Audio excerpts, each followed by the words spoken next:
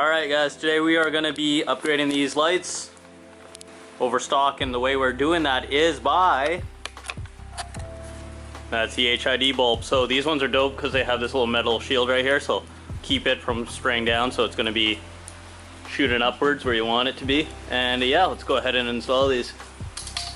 So what we're going to be addressing first with h.i.ds is why I didn't go with LED. The main reason is I just want to try something different. The guy who sold me these also recommended that it'd be a little bit better for me, so I said screw it, we'll try it with these halogen style headlights.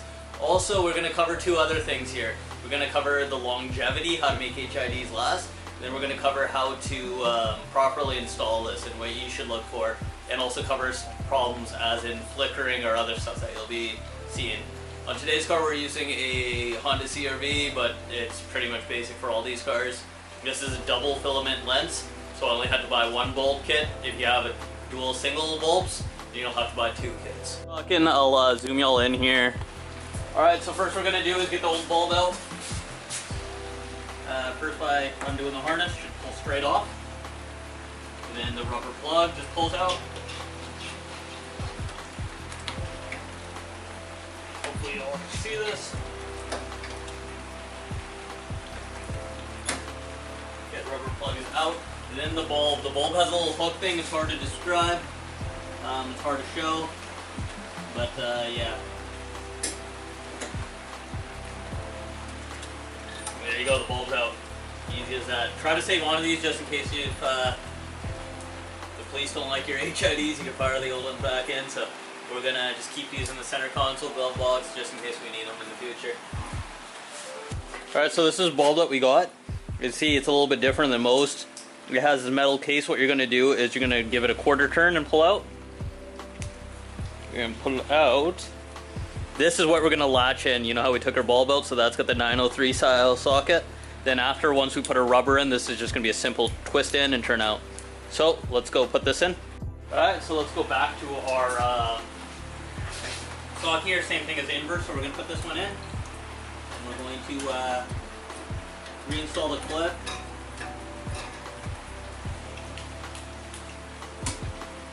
There you go, clip is installed. Alright, so that's what I was doing wrong. Take the rubber, pull it over the, as long as that L channel here is exposed, because that's what's going to do the clicking. When we install this, we've got to make sure this is at, sorry, this is at 3 o'clock. We turn it on to 6 o'clock to lock it. That was the right way to do it. Take this rubber and just turn it kind of inside out and flip it. Once it's in, then you can just line it up. It's going to have an arrow, so the holes, these little antlers on it, are going to face the bottom.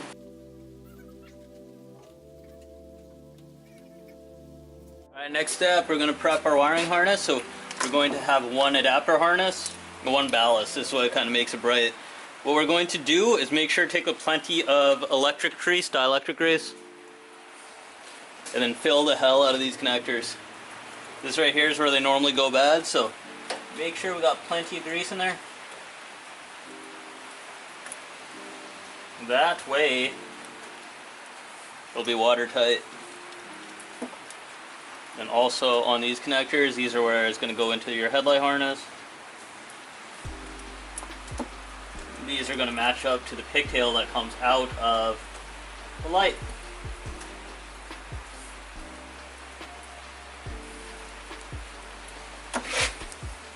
Alright, so let's just do a quick test fit.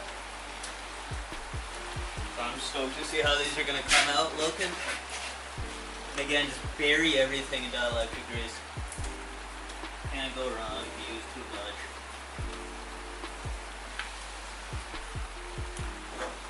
So the kit, this kit right here, this thing's everything's plug and play, only fits one way, so good for us, because everything fit one way. And go till it clicks. So let's give this a shot and see how she looks.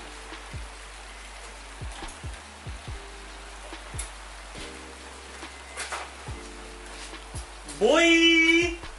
Oh, it looks like trash on camera. It looks green on camera, but these are 500K. So it's a pure white. This one, I didn't want to go too hot, boy. I don't know why the camera auto darkened itself so much. But yeah, this thing's much, much better.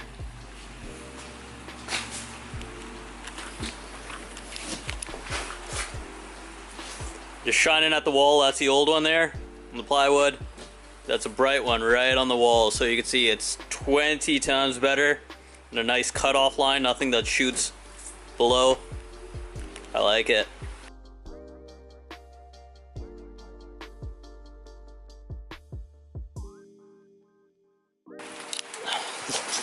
That's the last step on the longevity process and keeping these things going and functional.